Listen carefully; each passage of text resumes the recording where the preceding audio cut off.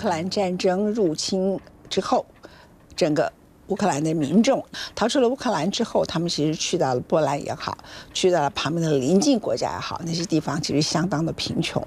那么最近有将近统计87万的难民回到了乌克兰的家园，因为他们知道整个战争呢大概就会集中在乌东，或许他们比美国看清楚普丁是什么样的人，也了解乌克兰的历史，因为乌克兰本身就是一个分裂的一个国度，在它的乌东地区有很多俄罗斯后裔的人，而那个地方基本上在战争如果集中在当地的话，他们在基辅，尤其是靠近利夫这一带、靠近波兰这一带，基本上是比较安全的。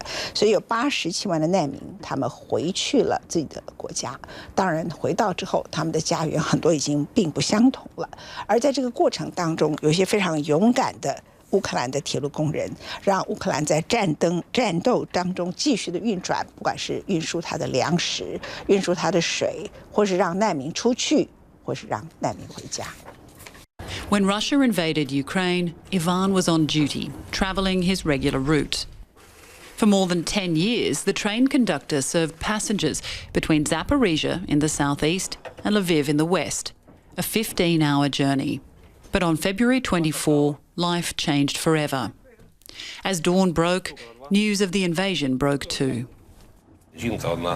A woman started to cry and said, "Have you heard anything?" I said no. She said they're bombing Dnipro. I didn't believe it. I started to check Facebook, to check the news. And it turned out that there was bombing all around Ukraine. We arrived late to Zaporizhia, and we were told the evacuations would start.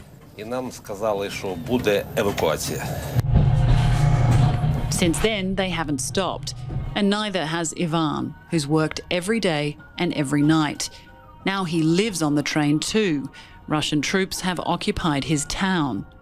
Those first days were the hardest. The train was already full in Zaporizhia. When we arrived in Dnipro, the platform was packed, so many people, and chaos started. Women, children, there were so many in the carriage, at least 100 to 150 people.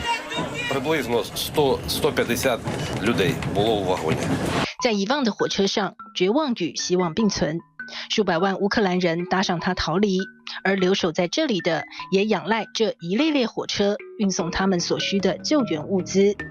铁路是乌克兰最主要的交通运输方式，全国52%的货物运输都仰赖铁路。可以说，少了这22300多公里的铁路网，乌克兰根本打不了这场仗。也因此，乌克兰铁路局23万名员工尽忠职守，维护这条交通大动脉。Railwaymen do all the job ourselves, and the easiest bridge takes us a week. The hardest one so far takes us a month. We start repairing the tracks once the shelling is over, and in few hours we are ready to go on, to move on. And you know, that costs us. We lost 94 people from railwaymen, and 99 are injured. That's really the highest price we paid for this war. Ukrainians are fleeing the horrors of the war in the east, rushing to evacuate ahead of an expected Russian onslaught. 10 humanitarian corridors opening up today. These families saying goodbye to loved ones, loading into buses. With Russian forces repositioning in the east, Ukrainian officials are now expecting another wave of refugees. Можно снимать фильмы ужасов. Кровь. Это все папа. 随着俄军将火力集中在乌东，战略重镇马里乌波尔已无宁日。15岁的艾莲娜用镜头记录了家园被破坏殆尽的过程。Мы просыпались в 4 утра, потому что начинались авианалеты. И тянулись очень долго, потому что ты не знал, когда это все закончится, когда можно будет выехать из Мариуполя. Снимала я просто, когда что-то происходило. Пишешь родственникам, что у нас все как бы там снесло, все двери железные. Все, поэтому это надо было снять. 在俄军猛烈的炮火攻势下，艾莲娜一家决定离开马里乌波尔。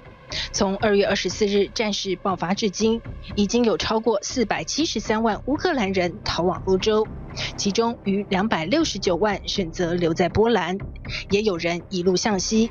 2015年接受过100万叙利亚难民的德国人，这次再次给予乌克兰人温暖，包括百姓、饭店业者都无偿提供房间，作为他们暂时的落脚处。This is our apartment now.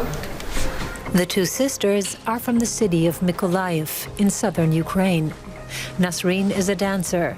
Messi teaches English and French. 根据德国联邦及各州政府达成的协议，从今年6月起，所有在德国的乌克兰难民都可以自动获得避难身份，领取最低保障金，享受更为优质的医疗保险服务，求职也更便利。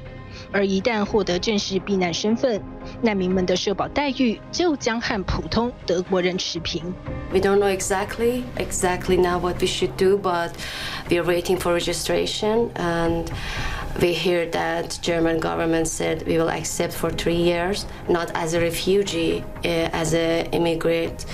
For 3 years, and we're waiting for they will tell us which place we should go for register, and they said we will give you a place to live, and little by little from zero actually we should start life. 为了实现今年6月自动给予乌克兰难民正式避难身份的目标，德国联邦财政本年度将为各地方市县提供5亿欧元的支持。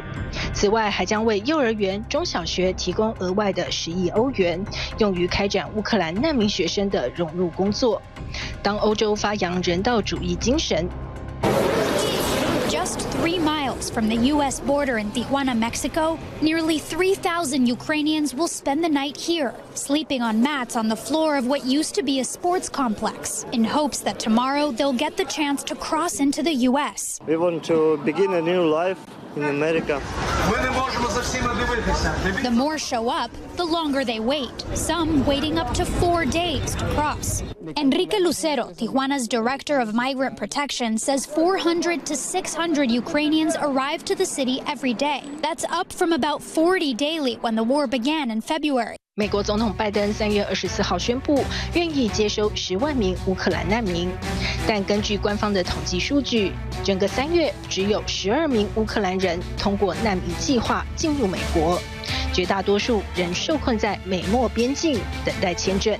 Por la manera diferente que migran a esta garita, como Centroamérica y aquí, o los mismos mexicanos, ¿no? Que llegan en autobús o hasta en caravana. In an effort to get to the U.S. faster, Lucero says Ukrainians travel by plane here, often stopping in multiple countries before arriving in Mexico as tourists. It's a trip that can cost $3,000. Not to mention, the U.S. border is still officially closed to asylum seekers from other countries because of Title 42, a COVID public health policy that the Biden administration has been under pressure to end. 尽管美国接收难民工作进展牛步，不过美国也斥资10亿美元巨资援助接收乌克兰难民的欧洲伙伴。